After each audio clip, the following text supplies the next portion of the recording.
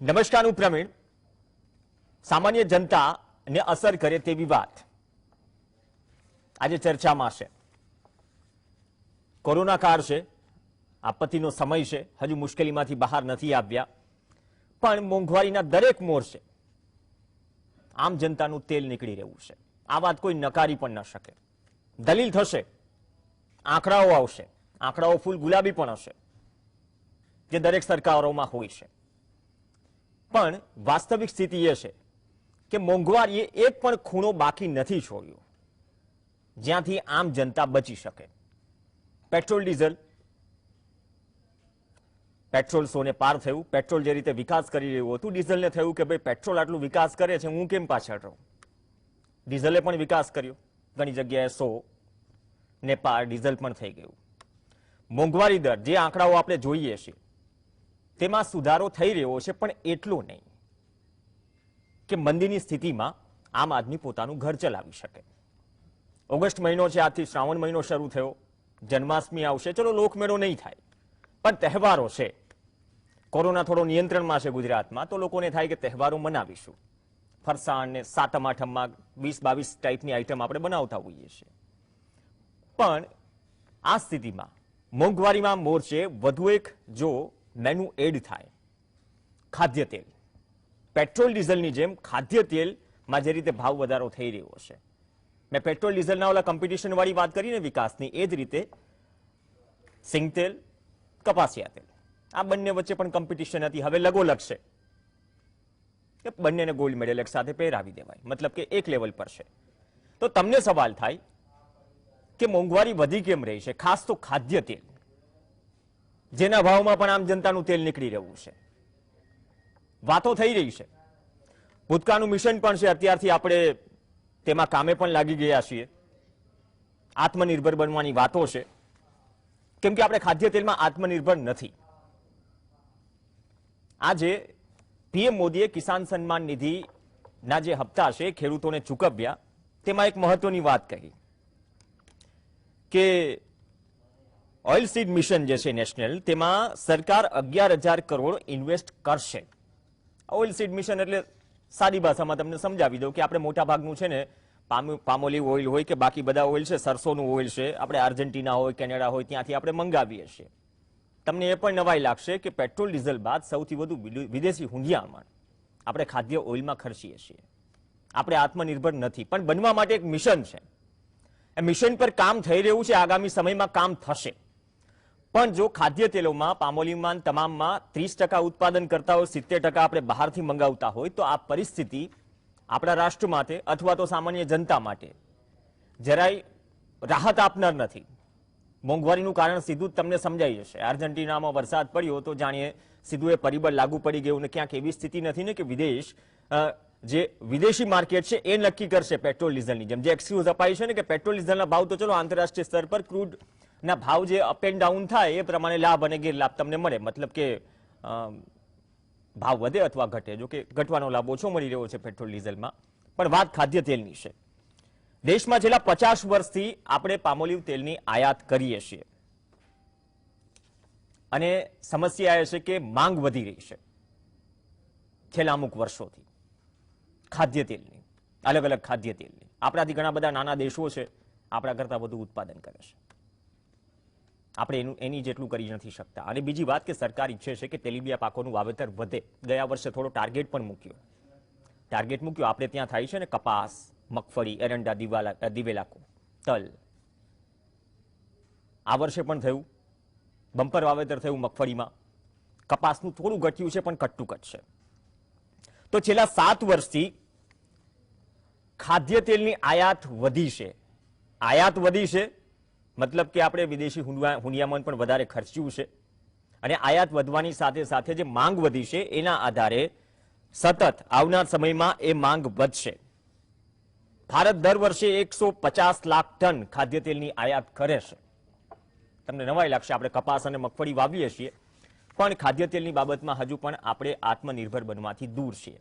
તો મેં 11,000 કરોડ વાળી જે વાત કરી એડિબલ ઓઇલમાં, એ એડિબલ ઓઇલમાં આવનાર સમયમાં ચલો ઇન્વેસ્ટ કરશે સરકાર.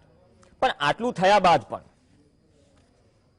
આપણે હરિયાળી ક્રાંતિ આવી, હરિયાળી ક્રાંતિ બાદ આપણે પંજાબ જાણીએ છીએ, હરિયાણા જાણીએ છીએ. એક સમયે ઘઉં, જે કઈ પ્રકારના ઘઉં આપણે ખાતા હતા. લાલ બહાદુર શાસ્ત્રીએ નારો આપ્યો, સરહદ જવાનો સંભાળે, ધાન્ય ઉત્પાદન કરવાની જવાબદારી કિસાન સંભાળે, જય જવાન જય કિસાન, આ નારો આવ્યો. પણ હજુ આ નારાની કમ્પેરિઝનમાં આપણે ખાદ્ય તેલોની બાબતમાં આત્મનિર્ભર નથી.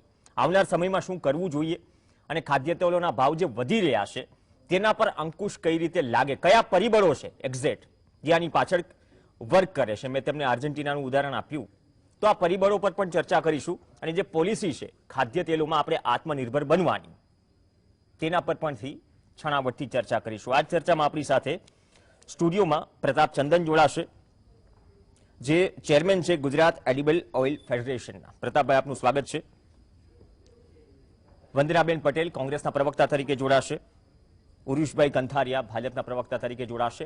આ પેનલમાં જીએસટીવીના મંચ પર પહેલી વખત જોડાઈ રહ્યા છે. ઉરુષભાઈ, આપનું સ્વાગત છે. અને સમીરભાઈ શાહ સોમામાંથી જોડાશે, પ્રમુખ છે. સમીરભાઈ, આપનું સ્વાગત છે. Thank you.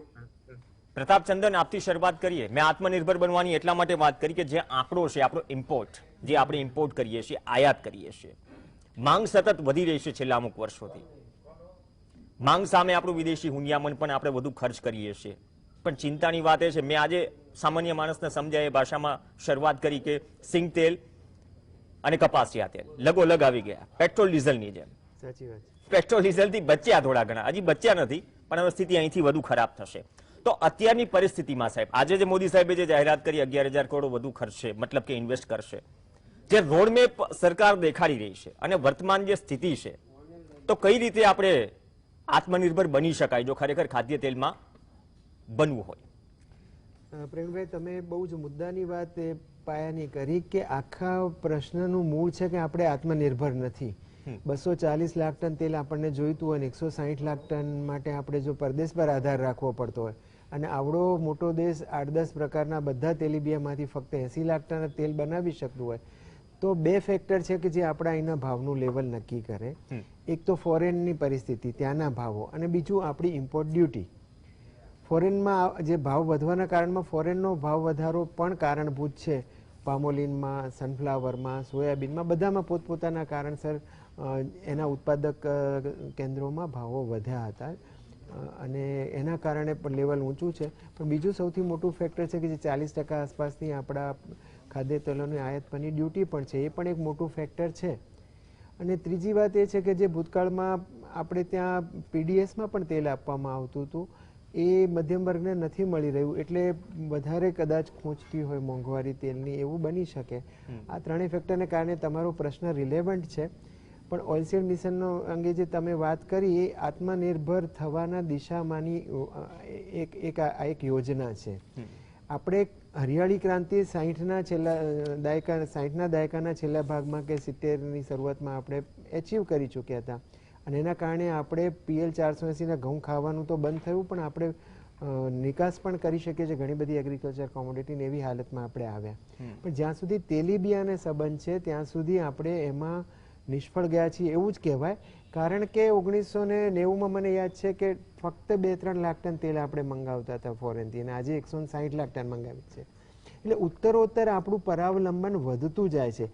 એ આપણા જેવા એક વિકાસશીલ ને હવે તો વિકસિત લોકોને, વિકસિત દેશોની હરોળમાં મુકાય એવા દેશ માટે આ બહુ ચિંતાજનક બાબત છે. જેમ તમે રાઇટલી કહ્યું કે 1.5 લાખ કરોડ રૂપિયાનું તેલ આપણે મંગાવીએ, પેટ્રોલિયમ પછીનું સૌથી વધારે ફોરેન એક્સચેન્જ જો આમાં જતું હોય તો કંઈ પણ કરી છૂટવું જોઈએ. મિશનરી જેલથી કરવું પડે. ખાલી ઓઇલસીડ મિશન નામ આપવાથી તો એચીવ નહીં થાય. ઓઇલસીડ મિશન ઘણા વખતથી છે, પણ ખબર નથી એના પર પૂરતું ધ્યાન નથી અપાતું કે પૂરતું એલોકેશન નથી અપાતું. કારણ કે જો 1.5 લાખ કરોડ દર વર્ષે ખર્ચવાના હોય ફોરેનમાં, તો ગમે એટલા પૈસા ખર્ચીને આપણે આપણા ખેડૂતને કેમ એટલો સક્ષમ ન બનાવીએ? અને આપણે પોતે શા માટે એટલા બધા એટલીસ્ટ મહદઅંશે તો આત્મનિર્ભર કેમ ન બની શકીએ? પાયાનો પ્રશ્ન આ છે. એ અચીવમેન્ટ ન થાય ત્યાં સુધી આ પ્રશ્ન રહેવાનો છે. ઓકે, કંથારિયા સાહેબ, ખેડૂતને કેમ એન્કરેજમેન્ટ આલે? આજે કિસાન સન્માન નિધિ તમે કહેશો કે આટલા ચૂકવ્યા, આજે આપણે 2000નો હપ્તો જે છે એ આ વખતે દરેક કિસાન સન્માન નિધિ બહુ સારી યોજના છે, પણ આપણે જેટલું વિદેશી હુંડિયામણ ખર્ચીએ છીએ દર વર્ષે ઇમ્પોર્ટ કરવામાં, જેમ પ્રતાપભાઈએ કહ્યું, તો તે વિદેશી હુંડિયામણ જેટલું આપણે વર્ષે ખર્ચવાનું જ હોય છે, કેમ કે આત્મનિર્ભર નથી. આપણે 70% જેટલું ચલો ખાદ્ય તેલ બહારથી મંગાવવું છે, ફેક્ટ વાત છે, પણ એટલું કેમ કૃષિ પાછળ નથી ખર્ચાતું? અને ખાસ તેલીબિયાના ઉત્પાદન વધારવા માટે, કેમ કે 2021ના હું આંકડા જોતો હતો કે 50% થોડું ઉત્પાદન વધારવાનો લક્ષ્યાંક રાખ્યો, પણ અલગ અલગ પરિબળો પણ છે. તો સરકારનો પ્રોપર જે પ્લાન છે, માત્ર મિશન શરૂ કરી દીધું એટલાથી કાફી છે કે ઇમ્પ્લિમેન્ટેશન? કેમ કે 11,000 કરોડ, જેમ પ્રતાપભાઈએ કહ્યું કે જે રિક્વાયરમેન્ટ છે બેઝિક લેવલ પર, કદાચ આ પૂરતા નથી આ સ્થિતિમાં. ઉપરથી કોવિડ છે, તો આ રોડમેપ પર એકચ્યુઅલ જે જરૂરિયાત છે તે હિસાબથી ક્યારે કામ શરૂ થશે? કામ તો શરૂ થયું, પણ આપણે ગોલ સુધી પહોંચવામાં કદાચ આટલું મોડું કર્યું તો હજુ વર્ષોના વર્ષો નીકળી જશે આત્મનિર્ભર બનતા. પ્રવીણભાઈ, આપે વાત કરી અને પ્રતાપભાઈએ જે છણાવટ કરી ભાવોની પરિસ્થિતિની, એના બે મુખ્ય પાસા છે. એક વૈશ્વિક સ્તરની વાત છે અને એક સ્થાનિક વાત છે. તો વૈશ્વિક સ્તરે અત્યારે એક એવી પરિસ્થિતિ છે કે આલનીનો ઇમ્પેક્ટમાંથી આપણે પસાર થઈ રહ્યા છીએ. એટલે સમગ્ર વિશ્વમાં કૃષિ ઉત્પાદન એ અસર પામ્યું છે. એને લીધે સમગ્ર વિશ્વમાં ભાવોની પરિસ્થિતિ વણસેલી છે. બીજી વસ્તુ એ છે કે અમુક વિકસિત દેશોએ ખાદ્ય તેલોને ફ્યુઅલ તરીકે યુઝ કરવાનું શરૂ કર્યું છે. એટલે પેટ્રોલને બદલે એ લોકો ખાદ્ય તેલ પણ વાપરતા થઈ ગયા છે. આપણે કપાસિયા તેલના દીવા બળતા હવે લોકો ખાય છે. જી, એટલે સમય સમય સાયકલ ચાલતી હોય છે. હા, સાયકલ તો ચલાવવી પડે ને, પેટ્રોલ સોની આસપાસ છે. એટલે આ જે ટ્રેન્ડ્સ જે બની રહ્યા છે, એક રીતે એ હેલ્ધી બાબત છે, પરંતુ એની જે ભાવો ઉપર અસર છે એ આપણો આજની ચર્ચાનો મુખ્ય મુદ્દો છે. એટલે અમેરિકા જેવા દેશમાં પણ આજે ખાદ્ય તેલો ફ્યુઅલમાં વપરાય છે, એટલે ચોક્કસ એની માંગ વધી છે. સ્થાનિક સ્તરે જોઈએ તો માથાદીઠ વપરાશ, ખાદ્ય તેલોનો માથાદીઠ વપરાશ વધી ગયો છે. છેલ્લા 30 વર્ષમાં સતત વધી રહ્યો છે. એ આપણી પર્ચેસિંગ પાવરને કારણે હોય કે આપણું અર્થતંત્ર ધીમે ધીમે આપણે સાચી દિશામાં જઈ રહ્યા છીએ, એ એનું કારણ હોય. એક આંકડો આપી દઉં સાહેબ. 7 વર્ષ પહેલા પ્રતિ વ્યક્તિ દેશમાં 600 ગ્રામ તેલનું કન્ઝપ્શન હતું. હવે સાહેબ પહોંચી ગયું છે 900 ગ્રામ. એટલે ઇમ્પોર્ટ પણ વધારવું પડશે. આ એક આંકડો છે. તમે કીધું વધ્યું. વર્ષે પર કેપિટા કન્ઝમ્પશન આપણું 17.5 કિલો ખાદ્ય તેલનું છે. તમારું કદાચ મંથલી આંકડો છે. મંથલી મતલબ. પણ ઉર્વિશભાઈએ સાચું કહ્યું કે એ વધ્યું છે. કારણ કે જીવન સ્તર જેમ ઊંચું જાય ને એમ તમે કે અનાજ 25% વધારે ન વાપરો, પણ તેલ તમારું 25% વધારે વાપરી છે. તમારું જીવન ધોરણ ઊંચું જાય તો તમે તેલ પાછળ વધારે ખર્ચો કરો. 1990 આસપાસ 7.5 કિલો આપણું માથાદીઠ વપરાશ હતો, આ 17.5 કિલો છે. એટલે વપરાશ વધ્યો છે, પણ આપણે આપણી વપરાશનું આપણા અર્થશાસ્ત્રીઓ કેમ એનું ફોરકાસ્ટ ન કરી શકે? એ અંગેનું કંઈ યોગ્ય નથી થયું, એ તો હકીકત છે. સાહેબ, એ જ કહું છું કે હવે જો વપરાશ વધ્યો છે અથવા વધશે ભવિષ્યમાં આના કરતા પણ વધારે, તો એની ડબલ તાકાતથી આગળ નહીં વધવું પડે? આપણે જે મિશન, હું એ જ કહું છું કે આપણે એ વપરાશના આંકડાઓને લક્ષ્યમાં રાખીને હરિયાળી ક્રાંતિ ખાદ્ય તેલીબિયામાં પણ કરવી જોઈતી હતી. એ સમાવ નથી કરી શક્યા, એના કારણે આ પ્રશ્ન ઉભો થયો છે. ઉર્વિશભાઈ, તો ડબલ તાકાત લગાવવી પડશે. હાજી, મિશન તો કર્યું, પણ ડબલ તાકાતથી આગળ વધવું પડશે. ચોક્કસ. આપણી સમક્ષ એક ઉદાહરણ છે કે વિશ્વભરમાં કોટનની માંગ વધી રહી હતી. ગ્લોબલ વોર્મિંગને કારણે લોકો કોટન ઉપર તરફ વળ્યા હતા અને માંગ આપણે પહોંચી નહીં વળે એ પરિસ્થિતિમાં હતા. ત્યારે આપણે ગુજરાતમાં કોટન મિશન આપણે સ્ટાર્ટ કર્યું અને ફાઈબર ટુ ફેબ્રિક નામનો, ફાઈબર ટુ ફેશન નામનો પ્રોજેક્ટ સ્ટાર્ટ કર્યો. ગુજરાતમાં જીનિંગ હતું, પરંતુ એ જીનિંગને ઉત્તેજન આપવામાં આવ્યું અને આજે ભારતનું 35% રૂ એ ગુજરાતમાં ઉત્પન્ન થાય છે અને સમગ્ર વિશ્વમાં એ સપ્લાય થાય છે. એટલે એક આપણે જે લક્ષ્યાંક એક નક્કી કર્યો હતો કે વૈશ્વિક માંગને પહોંચી વળવા માટે આપણે ઉત્પાદન વધારવું પડશે, તો કોટનમાં આપણે ઉદાહરણ સહિત એક કરી ચૂક્યા છે. તેલીબિયા માટે શું? ચલો ગુજરાતની પર્ટિક્યુલરલી વાત કરી દઈએ. આ વખતેના વાવેતરના આંકડા પણ જોતો હતો. આપણે જાણીએ છીએ મગફળીમાં ચલો આ વર્ષે અત્યાર સુધી છેલ્લો જે આંકડો છે મારી પાસે 18,93,934 લાખ હેક્ટરમાં વાવેતર થયું છે. તમે ઓવરઓલ જોઈ લો, તેલીબિયા total 22 lakh, almost 23 lakh hectare જેટલું વાવેતર છે. એટલે તો વાવેતર તો છે, બમ્પર વાવેતર હોય છે મગફળીનું.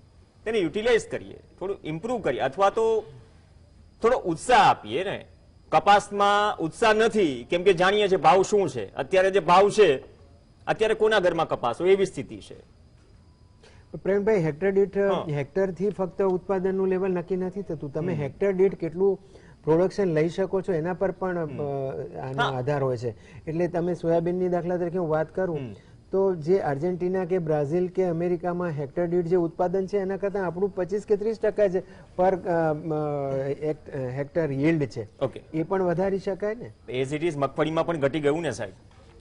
yield આપણું ઓછું છે, પ્રમાણમાં yield ઓછું છે. મગફળીમાં પણ છે પર ને એકર yield production ઓછું ઘટી છે. ગયું છે. આપણે વિશ્વમાં સૌથી પાછળ છીએ. આપણા કરતા બાંગ્લાદેશમાં પણ પર હેક્ટર yield વધારે આવે છે. એટલે આપણે એ દિશામાં જ પ્રયત્નો કરવા પડે. અને ખાસ તો આપણે સૌરાષ્ટ્ર કે જે મેઇન તેલીબિયા અને મગફળીનું ઉત્પાદક સેન્ટર છે ત્યાં સિંચાઈ વ્યવસ્થા જેટલી બની શકે એટલી વધારે ઝડપથી અવેલ કરવી જોઈએ તો આ પર હેક્ટર yield વધી શકે. આ વખતનો દાખલો તમે લો તો વરસાદ ખૂબ જ ઓછો અને ખૂબ જ ઇરેગ્યુલર છે. એને લીધે પર હેક્ટર yield ઓછું થવાની બહુ જ ઓછું થવાની મોટામાં મોટી શક્યતા છે. જો આપણી પાસે સિંચાઈ વ્યવસ્થા હોય તો આપણે આ સંકટમાંથી બચી શક્યા હોય. સમીરભાઈ, મેં એ જ કહ્યું ને, જો સૌરાષ્ટ્રમાં અત્યારે જે વરસાદની સ્થિતિ છે, ચિંતા એ છે કે 2-4 દિવસ કે 5 દિવસમાં વરસાદ આવવો જોઈએ. હવે તમે મગફળીની વાત કરી, આપણે બમ્પર વાવેતર તો કરી નાખીએ છીએ. ગયા વખતે બમ્પર હતું પણ જે થઈ, ચલો આપત્તિ આવી પણ સીધો પ્રોડક્શન પર અસર પડે છે. તો એક તરફ વાવેતર હેક્ટરમાં છે તો સાહેબ તેલીબિયાનું વાવેતર વધારે થાય, વધારે પ્રોડક્શન આવે, કઈ રીતે ઉત્સાહ વધારી શકાય અથવા તો કઈ રીતે એક પર્ટિક્યુલર સેગમેન્ટમાં ફોકસ કરી શકાય કે એક થઈ રહ્યું છે, આ સેગમેન્ટમાં જરૂર છે, આપણે 5 વર્ષ બાદ આપણે આ લેવલ પર પહોંચવું છે, તો તેલીબિયામાં શું કરી શકાય? આપણે ગુજરાતને ચલો મોડેલ લઈ લઈએ. એક તો મેં જેમ કહ્યું એમ સિંચાઈ વ્યવસ્થા યોગ્ય હોવી જોઈએ. આપણે સૌની યોજનાથી આપણે પીવાનું પાણીની સમસ્યા મહદ અંશે સોલ્વ થઈ ગઈ છે, પણ સિંચાઈ માટે હજી સૌની યોજના આપણે નાની પડે છે. જે કલ્પસર યોજના જે છે એ 1988 થી એના ઉપર ચર્ચા થતી હતી અને કેશુભાઈ મુખ્યમંત્રીનો જ્યારે હતા ત્યારે એમનો તો ડ્રીમ પ્રોજેક્ટ હતો કે 2009 સુધીમાં કલ્પસર યોજના પૂરી કરવી છે.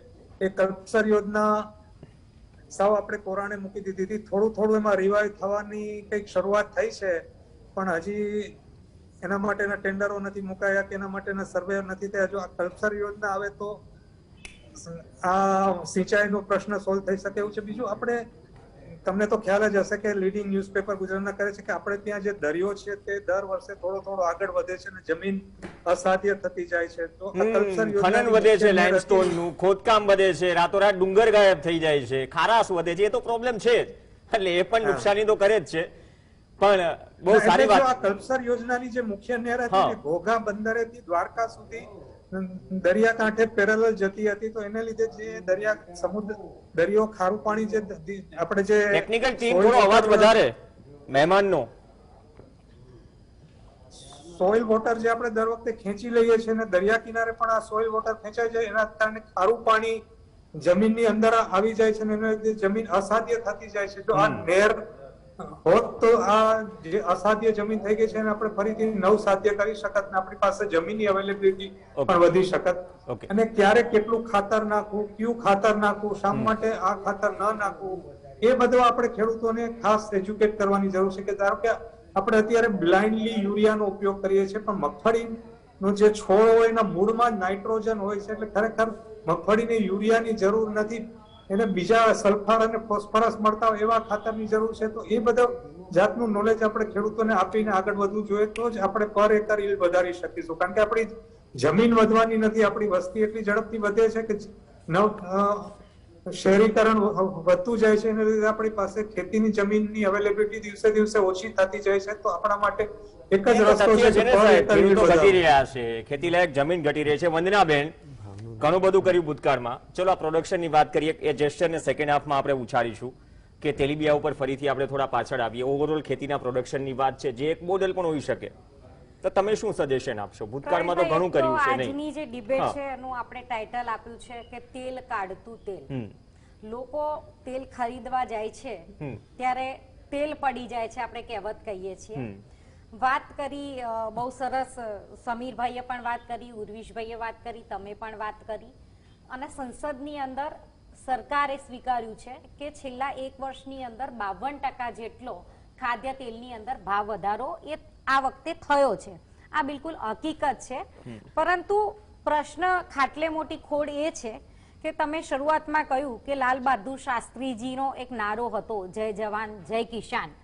આજે કિસાનને સતત અંડર એસ્ટિમેટ કરવામાં આવી રહ્યો છે.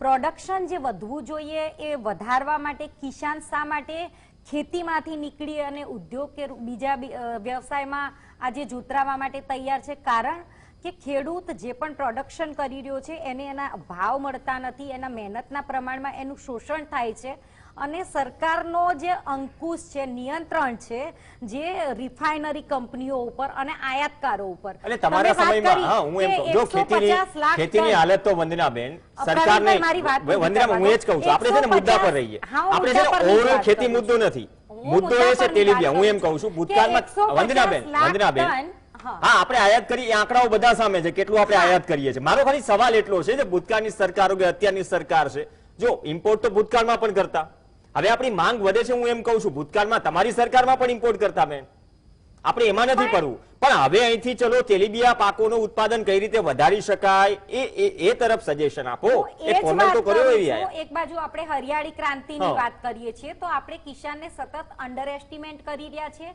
ખેતીને જે પ્રોત્સાહન આપવું જોઈતું હતું એ પ્રોત્સાહન આપી રહ્યા નથી. બીજું, આજે ખેડૂત જે પ્રોડક્શન કરે છે એના પછી પણ એને પ્રમાણમાં જે ભાવ મળવા જોઈએ એ ભાવ કે ટેકાના ભાવ એ મળતા નથી. ખેડૂતને જે પરસેવાની મહેનતનું મળવું જોઈએ છે એ પણ મળતું નથી. સરકારના કોઈ પણ પ્રકારના નિયંત્રણ જે રિફાઇનરી કંપનીઓ છે કે આયાતકારો છે એની ઉપર રહ્યા નથી. આજે શ્રાવણ માસ છે, આપણે કહીએ છીએ તેલ કાઢતું તેલ, અને જે મગફળી અને કપાસ બંનેના ભાવ સરખા છે. એ આ છેલ્લા કેટલા વર્ષમાં પહેલી વખત કપાસિયાનું તેલ હંમેશા ભાવ ડાઉન રહેતા હતા, એની જગ્યાએ કપાસ તેલના ભાવ આજે ઘણી જગ્યાએ તો મગફળી કરતા પણ વધી ગયા છે. એટલે ગરીબ લોકો હંમેશા મગફળી કરતા કપાસનું તેલ સસ્તું પડતું હતું એટલે હંમેશા ખરીદતા હતા, પણ આજે એના ભાવ પણ 2400 થી 24 હાથમાં નથી ને વંદનાબેન, આજે કપાસના વંદનાબેન આપણા હાથમાં નથી ને. કેમ નથી? ઈચ્છાશક્તિનો પણ અભાવ છે, ઈચ્છાશક્તિનો પણ અભાવ છે. જો ઈચ્છા શક્તિ હોત સરકારની તો પ્રમાણમાં ઘણા ભાવ ઘટાડી શકાતા હતા. ભૂતકાળની અંદર જે ભારતીય જનતા પાર્ટીના લોકો થોડો પણ ભાવ વધારો થાય તો વિષય વસ્તુને સમજતા નતા, મોંઘવારીને લઈ અને દેકારા કરતા હતા, રોડ પર આવી જતા હતા. આજે રિયલ જે રીતે આપણી ડિબેટ થઈ રહી છે હેલ્ધી પરિસ્થિતિ જે છે, હું બહુ હેલ્ધી વાત કરું છું. અને મોંઘવારી પર ક્યાં સંસદમાં ચર્ચા કરે છે વિપક્ષ? આટલા બધા મુદ્દાઓ છે, તમે તો અભય વરદાન આપી દીધું સત્તા પક્ષને કે નહીં આપણે મોંઘવારી પર વાત નથી કરવી, આપણે કોવિડ પર વાત નથી કરવી. 2 મિનિટમાં પોસ્ટર્સ લઈને સંસદ બહાર નીકળી જાવ છો. હંમેશા કોંગ્રેસ તૈયાર હોય છે, કોંગ્રેસ દેકારા ખોટા નથી કરતી. એટલે પેગાસસ પર વાત કરવી છે ને? અરે સાચી વાત છે તો કરવી તો પડશે જ ને. વિપક્ષ લોકોનો અવાજ નહીં બને તો કોણ બનશે? વિપક્ષમાં છીએ તો લોકોની હૈયાવરાળ છે. આજે હું એક ગૃહિણી તરીકે કહું કે શ્રાવણ માસ છે, તહેવારોનો મહિનો છે. આજે કોઈ પણ ગૃહિણી તેલ ખરીદવા જાય તો ડેફિનેટલી એનું તેલ પડી જાય છે. ડબ્બાના ભાવ આપતા પહેલા એક વખત એ લોહીના આંસુ એ ચોક્કસ રડે છે. આજે કપાસિયા તેલનો ભાવ થોડોક ડાઉન રહેતો તો એની જગ્યાએ આજે મગફળી અને કપાસિયાના ભાવ આજે સમાંતરે જઈને બેઠા છે. એટલે આજનો નાગરિક કેવી રીતે પોતાનું જીવન જીવશે? સરકારની ઈચ્છા શક્તિનો ડેફિનેટલી અભાવ કહી શકાય. જે વખતે એ લોકો દેકારા કરતા હતા, જ્યારે આટલા બધા ભાવ બિલકુલ ચૂપ થઈ. આજે મોંઘવારી છે ને, 11,000 કરોડ આપ્યા ને, કિસાન સન્માન નિધિના ઘણા હપ્તા પણ ચૂકવાયા. આજે મારો ખાલી ચલો એક બ્રેક લઈ લઉં. એક સવાલ એટલો હશે ક્યાંક આવીને કોઈ એમ ન કહી દે લસણ ડુંગળીની જેમ કે ભાઈ છે ને તળેલું ખાતા નહીં, મતલબ કે તેલ ઓછું ખાવ, સ્વાસ્થ્ય માટે થોડું હાનિકારક છે. પહેલા એવું કહેવાતું હતું કે ચલો કપાસિયા તેલ, સિંગ તેલ ન ખાવ, કપાસિયા તેલ ખાવું જોઈએ કેમ કે સ્વાસ્થ્ય માટે આપણે થોડું સજાગ રહેવું જોઈએ. પણ હવે કપાસિયા અને સિંગ તેલ બંને એક જ મંચ ઉપર છે, લગોલગ છે ભાવમાં. તો હવે કઈ પ્રકારની સલાહ આવે છે? જનતા બહુ સજાગ છે, જાણે છે સોશિયલ મીડિયા પર. બ્રેક બાદ આપણે એવા ફોર્મેટ પર વાત કરીશું જે મિશન લઈને સરકાર બેઠી છે અને આવનાર સમયમાં જે લક્ષ્યાંક રાખ્યો છે. ખરેખર આ મિશન અંતર્ગત જો આપણે આત્મનિર્ભર બનવું હોય ખાદ્ય તેલોમાં તો શું શું કરવું જોઈએ, શું શું કરી ચૂક્યા એની વાત કરીશું, કેમ કે આ પ્રિફેસ બાંધવો જરૂરી હતો. વર્તમાન સમયમાં મોંઘવારી મને, તમને, આપણે સૌને નડે છે. બ્રેક બાદ ચર્ચા યથાવત. તેલ કાઢતું તેલ, જે ખરેખર તેલ કાઢી રહ્યું છે પેટ્રોલ ડીઝલ બાદ, ખાદ્ય તેલ જેમાં આપણે આત્મનિર્ભર નથી, પણ આત્મનિર્ભર બનવાનું સપનું આપણે રાખ્યું છે ઓઇલ સીડ મિશન અંતર્ગત. ચર્ચા આગળ વધારીએ. ભાજપના પ્રવક્તા આપણી સાથે છે ઉર્વિશભાઈ કંથારિયા. ઉર્વિશભાઈ, અમુક બાબતો સરકારના હાથમાં છે, અમુક નથી, પણ જે સરકારના હાથમાં છે તેના પર મેક્સિમમ રિઝલ્ટ મળે એવા કયા 3 કામ આ મિશનમાં છેલ્લા 1.5 વર્ષમાં થયા? છેલ્લા 1.5 વર્ષમાં તો આપણે એક આખી સદીની સૌથી અસાધારણ પરિસ્થિતિમાંથી પસાર થઈ ચૂક્યા. એટલે સૌથી મોટું કામ હતું કે સંસ્કૃતિને ટકાવી રાખવી. જીવન દરેકનું સારી રીતે વ્યવસ્થિત રીતે લોકો નિર્વાહ કરી શકે એ પ્રાથમિકતા હતી. એના માટે આરોગ્યની સમસ્યા હતી, વેક્સિનની સમસ્યા હતી, એ બધા ઉપર ધ્યાન કેન્દ્રિત કરવામાં આવ્યું. પરંતુ મૂળ વાત જે છે, આજનો જે મૂળ પ્રશ્ન છે એની વાત કરીએ કે ખાદ્ય તેલોની વાત છે, તો આ 21મી સદીની શરૂઆતમાં 2 સૌથી વધારે ખેતી વિષયક બાબતો હતી, તો એક કોટન અને ખાદ્ય તેલની વાત હતી. તો કોટનની બાબતમાં આપણે સમજીને આપણે એને ઉત્તેજન આપ્યું ગુજરાતમાં, જ્યાં આપણો કંટ્રોલ હતો, અને એના આધારે આજે 35% ભારતનું કોટન ગુજરાતમાં થાય છે, અને એમાંથી જ કોટનમાંથી જ કપાસિયાનું તેલ પણ આપણને મળવા લાગ્યું, જેને લીધે આપણે પ્રોડક્શન ડેફિસિટ ઓછી થઈ. ઇશ્યુ ભાવનો છે. હાજી, પરંતુ ઇશ્યુ ભાવનો છે, એટલે એ થોડું ડિમોરલાઇઝ કરનારું છે. ભાવનો એ માંગ અને પ્રોડક્શન ના કોન્સેપ્ટ થી હું વાત કરું છું કે પ્રોડક્શનમાં આપણે એક કપાસ થઈ ગયું, ચારે તરફ કપાસ વવાવા લાગ્યો.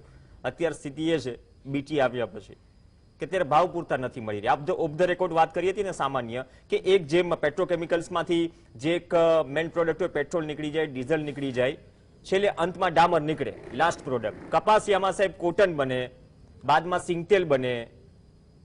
કપાસનો ભાવ નથી 1000-1100 ની આસપાસ હતો. અત્યારના ભાવની વાત નહીં કરું કેમ કે મેક્સિમમ કપાસ નહીં હોય. સામે સિંગતેલના ડબ્બાના ભાવ 2500 ની આસપાસ છે. સોરી, કપાસિયા તેલના.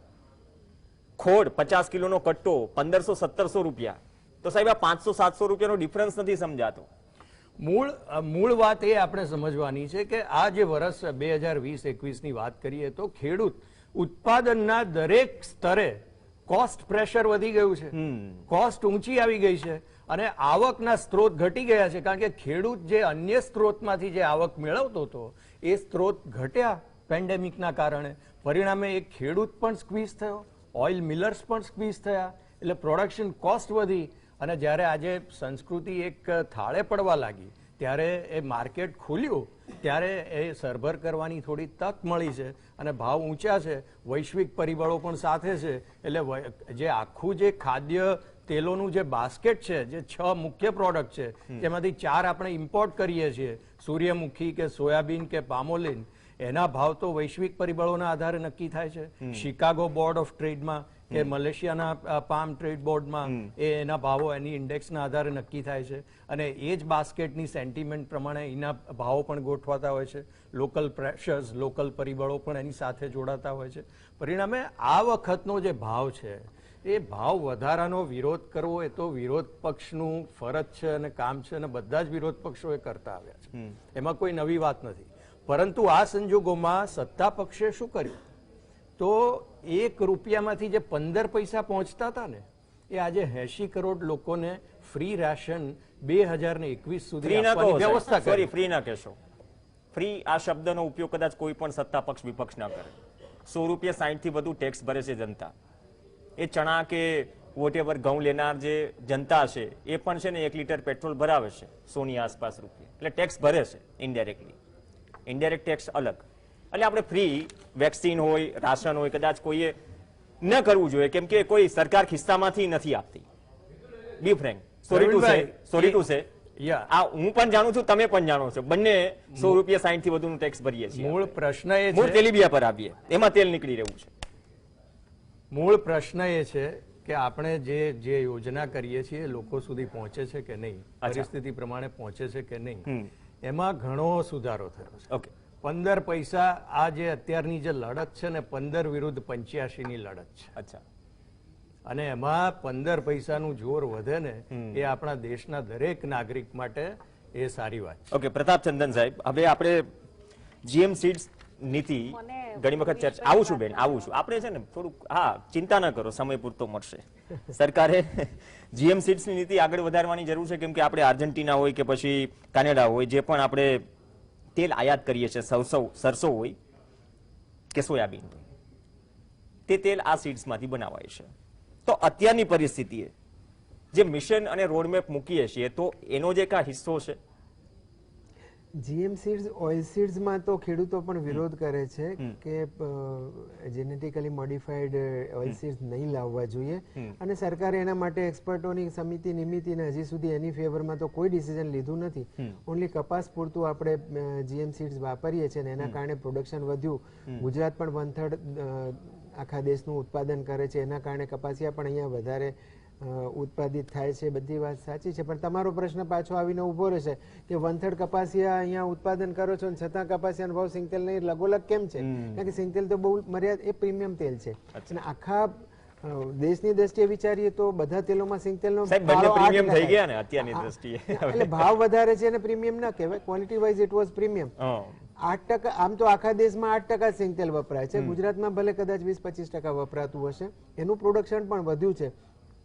પણ મેં પહેલા પણ કહું એમ આગળ કે આપણે આત્મનિર્ભર ન થઈ શક્યા, એના કારણે આ ભાવ વધારો છે. અને બીજું ડ્યુટી સ્ટ્રક્ચર, પહેલા મને એવું યાદ છે અનુભવના આધારે કે 25-30 વર્ષ પહેલા સરકારે એક એવી પોલિસી, પ્રાઇસ બેન્ડની પોલિસી બનાવી હતી કે અમુક લેવલથી નીચે જો તેલનો ભાવ જાય ને તો એવી ડ્યુટી એવી રીતે નાખવાની કે જેના કારણે દેશના ફાર્મર્સને નુકસાન ન જાય, એને ટેકાના ભાવથી થોડો વધારે ભાવ મળી રહે.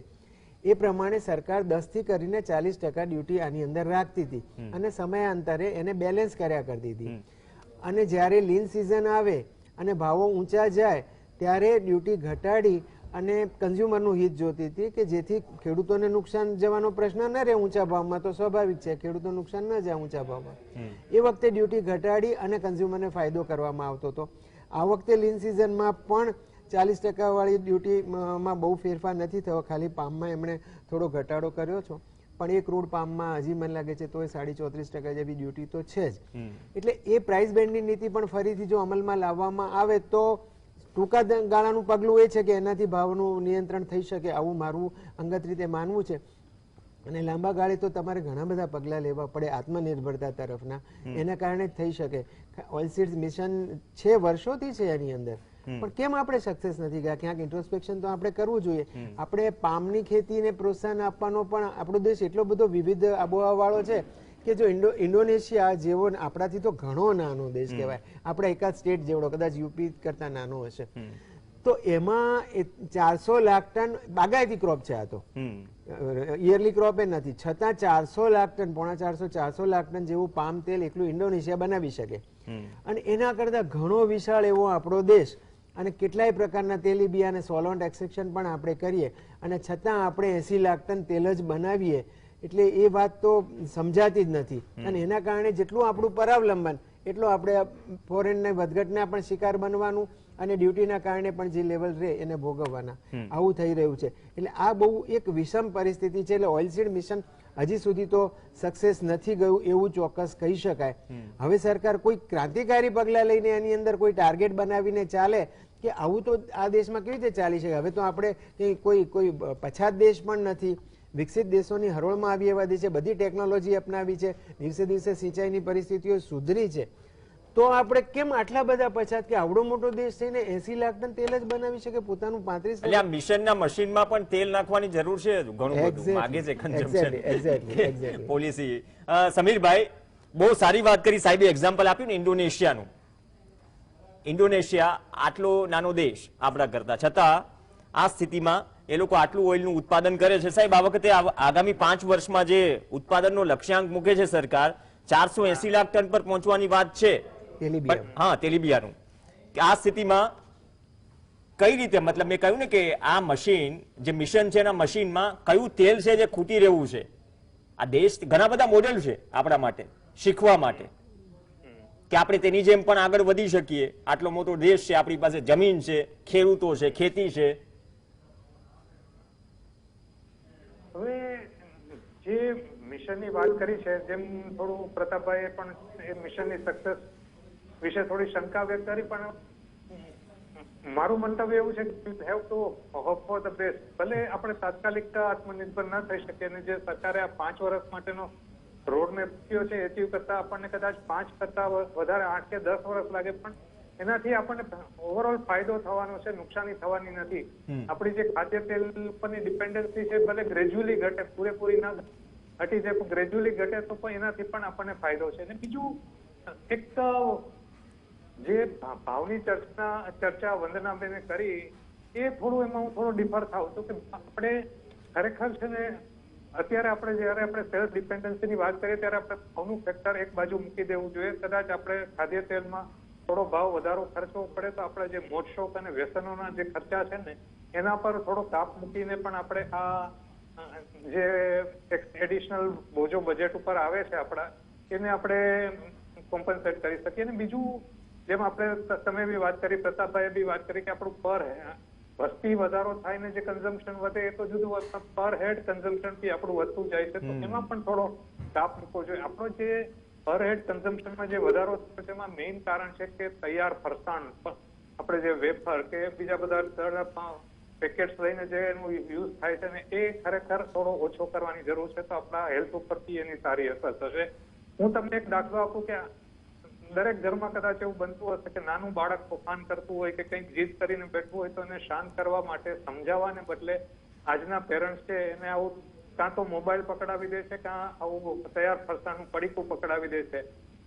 ટેમ્પરરી બાળક શાંત થઈ જાય છે પણ બાળકની હેલ્થ ઉપર મોટી અસર પડે છે. જો આ આપણે બહારના ફરસાણની ટેવ જે વધારે પડતી પડી ગઈ છે એ જો થોડું ઓછું કરીએ તો આપણું જે અત્યારે 18 કિલો પર એનમ 18 કિલો પર હેડ વપરાશ છે એ 15-16 કિલોના સુધી લઈ આવીએ તો ખરેખર આપણું જે આ ભાવનો ફેક્ટર છે કે એનાથી આપણા ડોમેસ્ટિક બજેટ ઉપર વિપરીત અસર થાય છે તો એ અસરથી આપણે મુક્ત થઈ શકીએ. અને આ કરવા માટે ઘરે જે તેલ વપરાય છે આપણે શાક દાળ કે ઘરે જે ફરસાણ બનાવીએ એમાં કાપ મૂકવાની જરૂર નથી, પણ જે આ બજારું તૈયાર ફરસાણ આપણે લઈને ખાઈએ છીએ એના ઉપર ચોક્કસ થોડો કાપ મૂકવાની જરૂર છે. ચલો એ તો સમીરભાઈ આપણા હાથમાં છે, ચલો કે તેલ તળેલું ઓછું ખાવું જોઈએ, પણ આપણે ચલો તેલીબિયા પાકો આપણે ચલો મેં ગુજરાત સૌરાષ્ટ્ર કે ઉત્તર ગુજરાતની કે મધ્ય ગુજરાતની વાત કરી લઈએ, સૌરાષ્ટ્ર અને ઉત્તર ગુજરાત પર્ટિક્યુલરલી આપણે તેલીબિયા પાકો માટે જો એક તો ભાવનો પ્રશ્ન છે, ખેતી મોંઘી થઈ રહી છે, આપણે પણ જાણીએ છીએ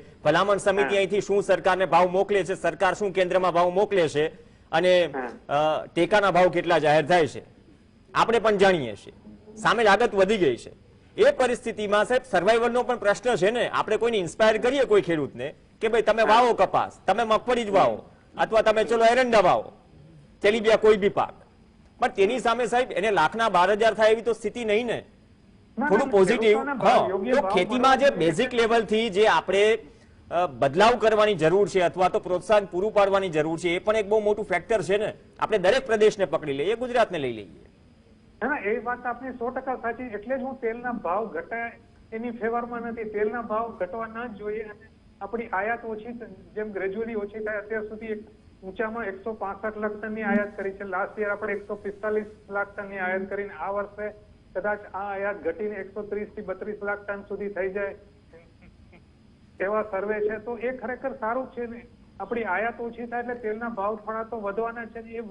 એ ઊંચા જ રહેવા જોઈએ તેલના ભાવ, જેથી ખેડૂતોને સારા ભાવ મળે. મારું કેવું પણ એમ જ છે જે ડોમેસ્ટિક બજેટની વાત આવી એના માટે એ ડોમેસ્ટિક બજેટ તેલનું ઘટાડવા માટે હું વપરાશ ઘટાડવાનું સૂચન એ બજારું ફરસાણનું વપરાશ ઘટાડવાનું સૂચન કરું છું. બાકી કોઈ ઘરે આપણે સારું તેલ ખાઈએ ભલે શરૂઆતમાં થોડું મોંઘું લાગે પણ ખરેખર એ પાછળથી એના બેનિફિટ ઘણા મળે છે. કારણ કે તમે જે આયાતી તેલો ખાવ એમાં ટ્રાન્સફેટની માત્રા ખૂબ જ ઊંચી હોય છે. એને લીધે આપણા હાર્ટ ઉપર અને ખાસ કરીને કોલેસ્ટ્રોલ અને હાર્ટ ઉપર વધારે ખરાબ અસર થાય છે. એના કરતા આપણે સ્વદેશી તેલો આપણે જો ખાઈએ તો ખરેખર એ હેલ્થ ફ્રેન્ડલી છે. ખાસ કરીને મગફળીનું તેલ, તલ તેલ, એ પણ મોંઘા છે ને સાહેબ, એ પણ મોંઘું છે ને. એ બધા તેલ હાર્ટ માટે ખરેખર સારા છે. હાર્ટ માટે સારા છે, સાચી વાત છે. પાછળથી હોસ્પિટલના સમીરભાઈ ગયા વર્ષે આયાત ઘટી એ તો કોરોના ઇફેક્ટ ને કારણે ઘટી, એના કારણે 10% ઘટી. એ વાત તમારી સાચી છે, પણ એ આપણું આત્મનિર્ભરતા તરફનું પગલું નહોતું. આપણો વપરાશ ઘટ્યો હતો કારણ કે ઘણું બધું બંધ હતું. તમને આ વર્ષે એનાથી પણ વધારે આયાત ઘટી શકે એવું લાગે છે? આપણે 80 લાખ ટન નું 100 લાખ ટન તેલ તો નથી બનાવવાના. મને નથી લાગતું કે આપણું 130 થી 132 લાખ ટન થી વધારે આયાત નહીં થાય પણ એવું તમે કયા આધાર કહો છો સાહેબ? 240 થી 50 લાખ ટન નું આપણું કન્ઝમ્પશન છે. આપણે 80 લાખ ટન માંથી 110 લાખ ટન તો આ વર્ષે બનાવી શકીએ એવું મને તો નથી લાગતું. આપને લાગે છે એવું? આ વખતે તેલનું થોડું જે સ્વદેશી તેલોનો વપરાશ વધે છે ને આ વખતે જે મગફળી જે અત્યાર સુધી શિંગદાણામાં જતી હતી એની બદલે પિલાણમાં વધારે મગફળી આવે છે. ખાસ કરીને ઉનાળુ મગફળી ટોટલી પિલાણમાં આવતી હોય એવું લાગે છે, શિંગદાણામાં નથી. એના લીધે આપણું ડોમેસ્ટિક પ્રોડક્શન ડેફિનેટલી વધે એવું લાગે છે. એવી જ રીતે પણ ઓવરઓલ કઈ 25% વધારો 25-30% વધારો ઉત્પાદનમાં થઈ જાય તેલના કે તેલીબિયાના એવું મને તો નથી લાગતું. એટલે તમને લાગે છે હજી આંકડા ફાઇનલ ખરીફ ક્રોપના હજી આવશે ત્યારે તમે ક્લિયર થશો? અને પ્રોડક્શનના આંકડા પણ મે બી વંદનાબેન ચલો 80 લાખ ટન મારે યાદ હું એ જ કહું છું ને, ચલો વધારવાની વાત છે, રાતોરાત તો વધી નહીં જાય. એના માટે એક નીતિ હોય, નીતિમાં ઈંધણ હોય. કાલ સવારે તમે સરકારમાં આવો ન આવો પણ જે બેઝિક નીડ છે એ તો પહોંચી વળવું પડશે ને પ્રવીણભાઈ. એમાંથી જનતાને શું ફાયદો? અત્યારે હાલ શ્રાવણ મહિનો છે, તહેવારો છે. 2019માં પિયુષ ગોયલ કેન્દ્રીય મંત્રીએ કહ્યું હતું કે મોંઘવારીનો આંકડો જે ડબલ આંકડામાં છે એમાંથી અમે એને સિંગલમાં લાવીશું, આવું પ્રોમિસ આપ્યું હતું. અને કહ્યું હતું લોકોને કે જે ઉજ્જવલા યોજના અંતર્ગત પણ વાત કરી હતી. હમણાં ઉર્વિશભાઈ બહુ સરસ મજાની સુફિયાણી વાતો કરતા હતા. પણ આ બધી સમસ્યાઓની ચર્ચા થઈ રહી છે. મારો સવાલ સમસ્યાઓના નિવારણ માટે સોલ્યુશન શું? આજે આમદની અઠ્ઠાની ખર્ચા રૂપિયા જેવા હાલ 65% લોકો આજે મધ્યમ વર્ગના છે અને બાકીના લોકો ગરીબ પરિવારમાંથી છે.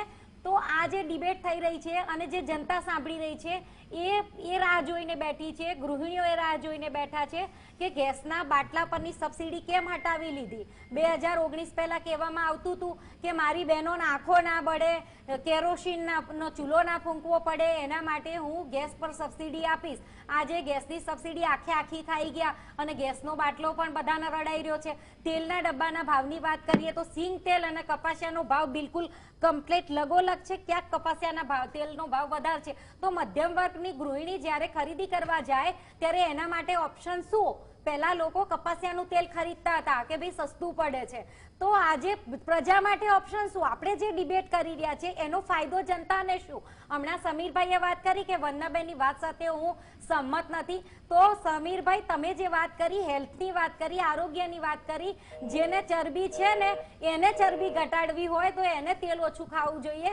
પણ જે બિચારો મજૂરી કરતો પર્સનલ ચોઇસ છે, જો સ્વાસ્થ્ય ટિપ્સ પ્રવીણભાઈ જે મજૂરી હેલ્થ કરતો ટિપ્સ આપી દઈએ એ જુદો મુદ્દો છે. જેને બાજરીનો રોટલો અને દૂધ ખાવું મોંઘું છે એને તમે વંદનાબેન ચલો આપણે આપણી રીતે નક્કી કરી લઈએ કે આપણે કન્ઝમ્પશન ઘટાડવું છે, મારે ઓછો ઉપયોગ કરવો છે. પણ સવાલ તો ઉભો છે ને આત્મનિર્ભર બનશું ક્યારે? બચત તો દૂરની વાત રહી, ઉપરથી દેવા વધવા લાગ્યા છે લોકોના, લોકો આપઘાત કરવા લાગ્યા છે, મોંઘવારી વધી છે. પહેલા લઘુ બચત એ દેશની જે આર્થિક જે જીવાદોરી સમાન છે. નાની નાની બચતના લીધે બેંકો પણ ખૂબ મોટી રીતે નફો કરતી હોય છે, બેંકો પણ જીવતી રહે છે. આજે બેંકો ઉપર પણ લોકોનો વિશ્વાસ ઉઠી ગયો છે કારણ કે મોટા મોટા લોકો તમે બહુ આખું ચિત્ર બહુ મોટું, હું એ જ કહું છું વંદનાબેન સાચી વાત છે. આજે મુદ્દો એના ઉપર નથી, મોંઘવારી છે વંદનાબેન, આજ બધા મુદ્દા વંદનાબેન, આજ બધા મુદ્દા સંસદમાં ચર્ચો ને સમસ્યાઓના નિવારણ માટે વાત કરવી જોઈએ. તેલના ડબ્બાનો ભાવ ઓછો થાય, ચિંતા એ છે ને નથી પોસાઈ રહ્યો. આજે મોંઘવારી પર વાતચીત નથી કરવી. આજે મધ્યમ વર્ગની ગૃહિણી તે માર્કેટમાં તેલ ખરીદવા માટે જાય તો એને જે આવક જાવકના 10-15 કે 20,000ની જે આવક છે એમાં ઓપ્શન કયું શોધવાનું? 100 રૂપિયા 150 રૂપિયા તેલના ભાવના જે ડબ્બા છે એના પાછળ બચત માટે એને મતલબ કે ઓપ્શન નથી. ચલો મોંઘવારીમાં ચલો ઓપ્શન નથી, મોંઘવારીમાં ઓપ્શન નથી મોંઘવારી. સમસ્યાના નિવારણ માટેની ઓકે ઉર્વેશભાઈને મારે એ જ સવાલ છે. સવાલ કરી લઈશ વંદનાબેન, સવાલ હું કરી લઈશ. શ્રાવણ માસ છે, બેઠો છું, સત્તામાં સવાલ બેઠેલા છે, ભારતીય જનતા વચ્ચે પાર્ટીના જાહેરાત કરી લે પ્રવક્તા છે. વંદનાબેન. તો કમસે કમ શ્રાવણ મહિના પૂરતો તો તમે જનતાને કંઈક ફાયદો આપો. તેલના ડબ્બામાં ભાવનો ઘટાડો કરો, મારી રિક્વેસ્ટ છે. ચલો ચિંતા વ્યાજબી છે. વંદનાબેન ગૃહિણી પણ છે. વંદનાબેન હું પોતે પણ ગૃહિણી છું, પોતે પણ મધ્યમ વર્ગમાંથી આવું છું. ઉર્વિશભાઈ આ વેદનાનું શું? અચ્છા પ્રવીણભાઈ, ચલો રિસ્પોન્ડ કરો ઉર્વિશભાઈ. વંદનાબેન આપે જે વાત કરી, ગૃહિણીઓની વાત કરી, પવિત્ર શ્રાવણ માસની વાત કરી, તો ત્યારે મારે એક વાત યાદ કરાવી છે કે આ ગૃહિણીઓ માટે દેશની 9 કરોડ ગૃહિણીઓને ગેસ જે લાકડાના ચૂલા ઉપર એ રસોઈ કરતા હતા એ લોકોને ગેસની સગવડ આપી છે આ સરકારે. એટલે એ તમે મિસલીડ કરો છો એ બરોબર નથી. આંકડા જે છે એ છે કે 9 કરોડ ગૃહિણીઓને ગેસ મળ્યો છે ગામડાઓમાં જઈને. હવે આગળની વાત છે કે ખાદ્ય તેલોની વાત છે. પ્રતાપભાઈએ વાત કરી, સમીરભાઈએ વાત કરી, પ્રવીણભાઈ બેન અમુક રીતે આપના એંગલ છે. હવે વાત એ છે કે વૈશ્વિક સ્તરે પરિસ્થિતિ એ છે કે ખાદ્ય તેલોની માંગ એટલા માટે વધી ગઈ છે કે ફ્યુઅલ તરીકે પણ વપરાવા માંડ્યું છે. આપણી માંગ પણ વધી ગઈ ને સાહેબ, ચિંતા એ છે. આપણી પણ વધી, આપણે એના ઉપર ચિંતા કરવાની છે. આપણી પણ માંગ આપણે વધી પહેલા ઘરનું જોવાનું છે. આપણી જે માંગ છે એ પ્રમાણે આપણે શું ઇમ્પ્રુવ કરી શકીએ, હું એ જ કહું છું. ચોક્કસ આપણી પણ માંગ વધી છે અને વૈશ્વિક સ્તરે પણ માંગ વધી છે. એના આધારે એક ઉદાહરણથી જવાની જરૂર છે કે શેરડી, ઉત્તર પ્રદેશમાં શેરડીને ઉત્તેજન આપવામાં આવ્યું કારણ કે શેરડીનો પણ ફ્યુઅલમાં, શેરડીના બગાસનો, ઇથેનોલનો ફ્યુઅલમાં ઉપયોગ થાય છે. તો આપણે સોયાબીન, પ્રતાપભાઈએ કહ્યું સૂર્યમુખી છે કે પામોલિન, એનો પણ આપણે ફ્યુઅલમાં ઉપયોગ કરીને હું તો આને એક બહુ જ એક નવી ક્ષિતિજ તરીકે જોઉં છું.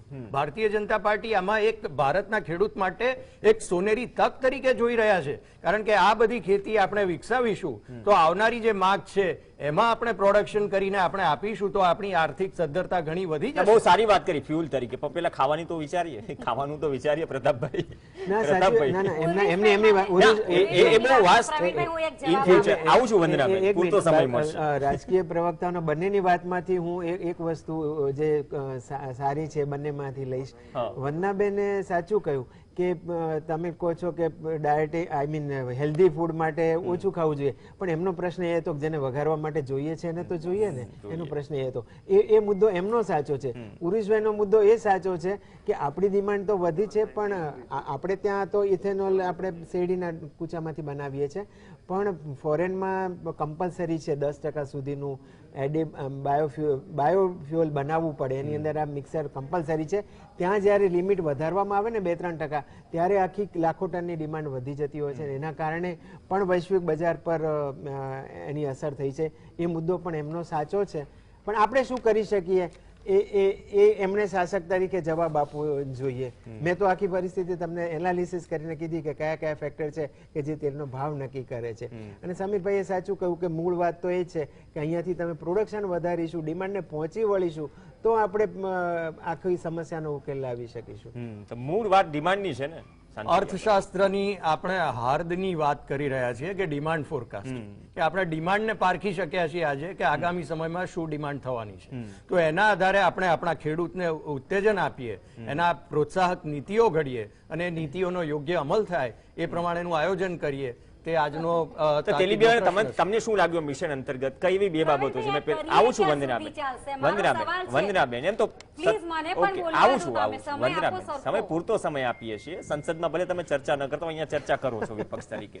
પણ સાંથરિયા સાહેબ, પણ મેં બે જ વસ્તુ કીધી ને કે તમને આમાં તેલીબિયામાં ચલો ઉત્સાહ વધારવા માટે તમને કઈ એવી બાબતો બે સારી લાગી? ખેડૂત સામેથી ચાલીને આવીને કે મારે નહીં તેલીબિયાનું વાવેતર કરવું છે, હું એ કહું છું એ ડાયરેક્ટ અસર કરતો મુદ્દો હોવો જોઈએ. આપણે કરીશું બરાબર છે, પ્લાનિંગ કરી નાખીએ.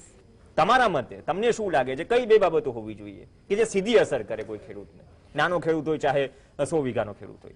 મારી દ્રષ્ટિએ તો જે લઘુત્તમ ટેકાના ભાવોમાં જે પાકો આવરી લેવામાં આવેલા છે એમાં ખાદ્ય તેલોના જે છે પાક એમાં ઉમેરવામાં આવે કે જેથી કરીને ખાદ્ય તેલોની જે આ ડેફિસિટની પરિસ્થિતિ છે, જે આયાત કરવું પડે છે અત્યારે, જેના માટે આપણે વિદેશી હુંડિયામણ ચૂકવવું પડે છે, આપણી ફિસ્કલ ડેફિસિટ વધે છે, આપણા ભાવો વધે છે, આપણી ગૃહિણીઓને યોગ્ય ભાવે મળતું નથી.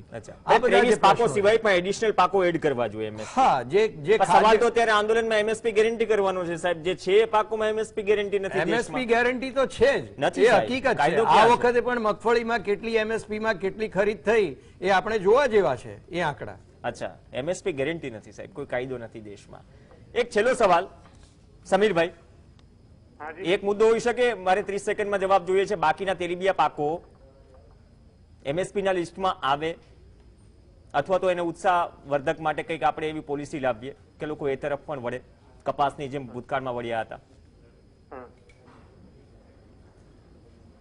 હા, બધા જ પાકોને, ખેતી પાકોને એમએસપી નીચે આવરી લેવા જોઈએ તો હું પણ માનું છું. અને આ વખતે જ્યાં સુધી તેલીબિયાનો સવાલ છે, લગભગ બધા તેલીબિયાઓ ના રેટ એમએસપી કરતા એમએસપી કરતા ઊંચા રહ્યા છે. તો ખરેખર ખેડૂતોને નુકસાન જ તેલીબિયાંનું વાવેતર વધારવા પ્રત્યેનું આકર્ષણ તો છે જ.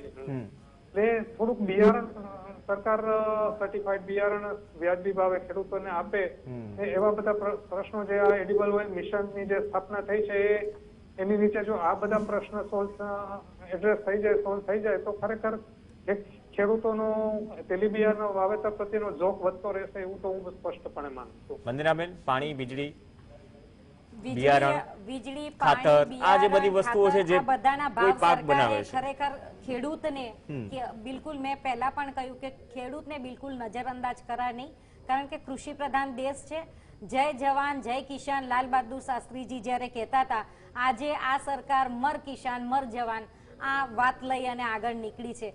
જે પ્રકારની આખી બૌદ્ધિક સ્માર્ટનેસના ઓળા નીચેની જે રાજનીતિ અને આખું જે સ્ટ્રક્ચર ઊભું કરવામાં આવ્યું છે, એમાં નરેન્દ્રભાઈ મોદીનું એક કહેવતના માધ્યમથી કહીશ તો સ્પષ્ટ કહેવું છે કે જનતાને હાડ પિંજર જેવી કરી નાખી છે. નહીં સુખેથી જીવવા દેવી કે નહીં સુખેથી મરવા દેવી, કારણ કે મારે તમારા વોટ લેવાના છે અને હાડ પિંજર થઈને તમે જીવ્યા કરો અને મને વોટ આપ્યા કરો. આ પ્રકારની આખી પરિસ્થિતિ નિર્માણ કરી છે. કારણ કે વધારે લાંબી ચર્ચા તમે મને એકલીને આ પ્લેટફોર્મ પરથી અહીંયા કરવા દેવાના નથી, એટલે મુદ્દાસર હું સમજાઈશ તો અહીંયા સમય પૂરો થઈ જશે. પણ હું કહેવતના માધ્યમથી એટલું ચોક્કસ કહીશ કે ગેસની સબસિડીની વાતો હમણાં ભાઈએ મારા ઉર્વિશભાઈએ વાત કરી કે આટલા બધા ગેસ આપ્યા, તમે શરીર આપ્યું તો પ્રાણ લઈ લીધા, ગેસ આપ્યા તો ગેસના બાટલાના ભાવ તમે વધારી લીધા, આખી સબસિડી ખાઈ ગયા તમે. 2019 પહેલા જે વાતો કરી હતી પિયુષ ગોયલે છેલ્લા લાસ્ટ વચગાળાના બજેટમાં કે મોંઘવારી ડબલ આંકડામાં છે ને એને અમે એક આંકડામાં કરી દઈશું, તો આ બધી સુફિયાણી વાતો, ધોળા દાડે આકાશમાં તારા દેખાડવાની વાતો ક્યાં સુધી? અને આપણે જે ચર્ચા કરી છે એમાં જનતાને શું કામમાં આવવાનું છે? કેમ નહીં ચર્ચા ખબર તો પડે ને. કેટલું ખાદ્ય તેલ આપણે બહારથી ઇમ્પોર્ટ કરીએ છીએ, ભૂતકાળની સરકારોએ શું કર્યું, સરકાર વર્તમાન શું કરી રહી છે, બેન બધું જનતા જાણે છે, જનતા બહુ સમજદાર છે અને જનતા સમજે છે. એમની પણ મજબૂરી છે ને, એમની પણ મજબૂરી છે. ઉદાહરણ કહું, મને ટાઈમ આપતા હોય તો તમે. Okay, 30 second. રશિયન ટાલિન જે હતા એ કેબિનેટની અંદર એક મરઘીને બોલાવે છે. ઓકે, આ ઉદાહરણ બોલાયા પછી મરઘીનું એક પીંછું કાઢતા જાય છે, આ સંસદના ઉદાહરણ દેવાય. ઓકે, સંસદના ઉદાહરણ જાય છે અને દાણા નાખતા જાય છે, મરઘી છેલ્લે મરી જાય છે અને તોય મરઘીને ખબર નથી પડતી મને કોણે મારી લીધું. એટલે આ પ્રકારની આખી જે પરિસ્થિતિ નિર્માણ કરવામાં આવી છે કે જનતાને તંદુરસ્ત થવા દેવાની નહીં, હાડ પિંજર જેવી બનાવી દેવાની, મરવાઈ દેવાની નહીં. પ્રતાપભાઈ, જો ઘણા બધા સવાલો છે, કદાચ સત્તા પક્ષ આટલા બધા સવાલો કે આટલા બધા મુદ્દાઓ થી 7 વર્ષમાં પહેલી વખત ઘેરે આટલા બધા મૂળમાં ઈચ્છા શક્તિનો અભાવ છે પ્રવીણભાઈ. આપણે ચલો ઈચ્છા શક્તિ, આપણે વિપક્ષની ઈચ્છા શક્તિ અલગ હોય, સત્તા પક્ષની ઈચ્છા શક્તિ અલગ હોય, જનતાની ઈચ્છા શક્તિ તો પૂછીએ. 2500 નો ડબ્બો પોસાય છે કે મને લાગે છે કે તમારો મુદ્દો એક જ છે કે આટલા બધા ઊંચા ભાવ કેમ છે, પ્રજાને રાહત કેવી રીતે મળે લોંગ ટર્મમાં કે શોર્ટ ટર્મમાં. તો હું બે જ નાનકડા સજેશન કરું કે શોર્ટ ટર્મમાં જો સરકારે તહેવારો પૂરતું પોતે સબસિડાઇઝ કરીને જો ભૂતકાળમાં તો કન્ટિન્યુઅસલી પણ આપવામાં આવતું હતું પીડીએસમાં, એવું કંઈક વિતરણ કરવામાં આવે તો એક ટેમ્પરરી રાહત આપી શકે. કારણ કે એક વેપારી તરીકે હું તો મેન્યુફેક્ચરર આપે છે એ પ્રમાણે વેચવાનું છું, મારી નફાખોરી આની અંદર કંઈ હોતી નથી, બહુ ખુલ્લું માર્કેટ છે. સમીરભાઈની વાત કરું તો એ પ્રોસેસર છે, તેલીબિયાના જ ભાવ ઊંચા છે, તો તમે ક્યાંથી 2 મહિના પહેલા સોયાબીનના ટનના 6000 રૂપિયા હતા, ક્વિન્ટલના સોરી, અત્યારે વધીને 10000. સમીરભાઈ મારી સાથે એગ્રી થશે. તો પ્રોસેસર તરીકે એ તમને સસ્તું તેલ ક્યાંથી આપી શકશે? સસ્તું તેલ ક્યારે આપણું પોતાનું પ્રોડક્શન વધશે તો આપી શકીશું. એટલે એક રસ્તો શોર્ટ ટર્મમાં છે સબસિડાઇઝ રીતે ડિસ્ટ્રીબ્યુટ કરવાનો, અને બીજો રસ્તો છે લોંગ ટર્મમાં મિશનને, ઓઇલસીડ મિશનને સક્સેસફુલ બનાવી અને એના દ્વારા ખેડૂતો વધારે પ્રોડક્શન કરતા થાય. હવે ઓઇલસીડ મિશનમાં જે 11000 કરોડ ફાળવ્યા છે, હું તો કોઈ અર્થશાસ્ત્રી નથી એટલે મને ખબર નથી, પણ સરકારે આગળ આવીને એનું આખું માળખું ખેડૂતો સમક્ષ મૂકવું પડશે કે ભાઈ કઈ રીતે અમે કેવી રીતે તમને આપવાના છીએ, કઈ રીતે તમારું શું છે પ્રોડક્શન વધારવા. ઓકે, રોડ મેપ પર આવનાર સમયમાં પણ ચર્ચા થવી જોઈએ કે ઓઇલસીડ મિશન છે, આપણે ખાદ્ય તેલોમાં આત્મનિર્ભર બનવાની વાત છે, તો આ મિશન અંતર્ગત કઈ કઈ બાબતો છે જે આપણે અપનાવવી પડશે, કેમ કે વાત ખાદ્ય તેલોની છે ને આત્મનિર્ભર બનવાની છે. કેમ કે સતત જો 70% જેટલી વસ્તુઓ આપણે ઇમ્પોર્ટ કરતા હોય ખાદ્ય તેલની બાબતમાં, તો આપણે જાણીએ છીએ કે સ્થિતિ શું છે અને આપણામાં એ હુનર છે, આપણે ભૂતકાળમાં કરી દેખાડ્યું છે. તો આ મિશનમાં શું ખૂટે છે અને તાત્કાલિક જે રાહત આપવાની માંગ જે આપણા હાથમાં છે કે સરકારના હાથમાં છે, જે આમ જનતાને રાહત આપવાની માંગ, એ કદાચ અપેક્ષા રાખીએ કે એ રાહત મળે, થોડો ઘણી રાહત થાય. પેટ્રોલ ડીઝલમાં તો નથી થઈ રહી, એટલીસ્ટ આ તેલમાં થાય, અપેક્ષા રાખીએ સાહેબ. આભાર વંદનાબેન, પ્રતાપભાઈ, સમીરભાઈ અને ઓવીસભાઈ. આ સાથે ચર્ચામાં હાલ બસ આટલું જ. નમસ્કાર.